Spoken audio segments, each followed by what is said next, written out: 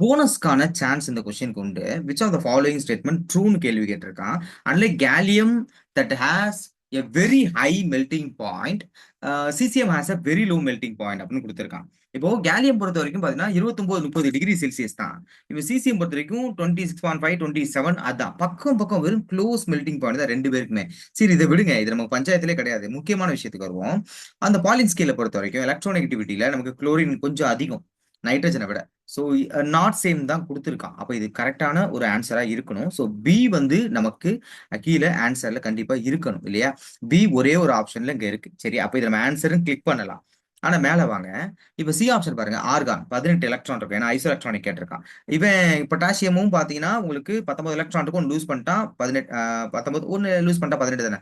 CL 17 ஒன்னு gain பண்ணியிருக்கான் 18, calcium 20 ரெண்டு லூஸ் பண்ணியிருக்கான் 18, சல்பர் 16 ரெண்டு கெயின் பண்ணியிருக்கான் 18. Are all isoelectronic species same number of electron. Correct இந்த ஸ்டேட்மெண்ட். கீழே வாங்க.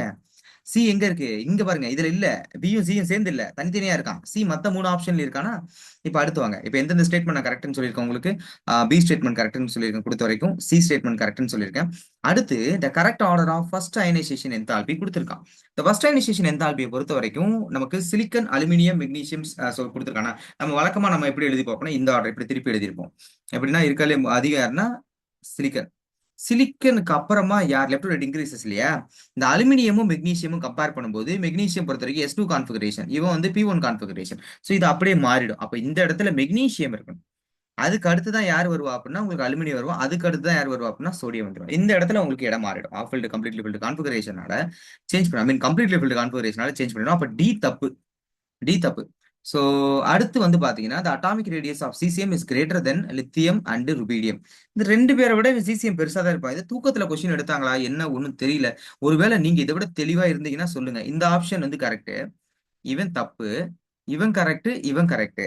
ஃபர்ஸ்ட் ஒன் வந்து ரொம்ப ரொம்ப ரொம்ப நியர்பை மெல்டிங் பாயிண்ட், அது ரொம்ப ஹை லோன்னு சொல்லியிருக்கான். இதுவும் தப்பு அக்கார்டிங் டு மீ. அப்போ ஏவும் டியும் அவுட்டு. பிசிஇ ஒரு ஆப்ஷன்ல இருக்கணும். பிசிஇ அப்படி ஒரு ஆப்ஷன் சேர்ந்து இல்ல அக்கார்டிங் டு மீ. இந்த கொஸ்டின் நம்ம போனஸ் போயிடலாம். டீச்சர்ஸ் யாரும் ஐடியாஸ் இருந்தா சொல்லுங்க, நம்ம டிஸ்கஸ் பண்ணலாம். தேங்க்யூ.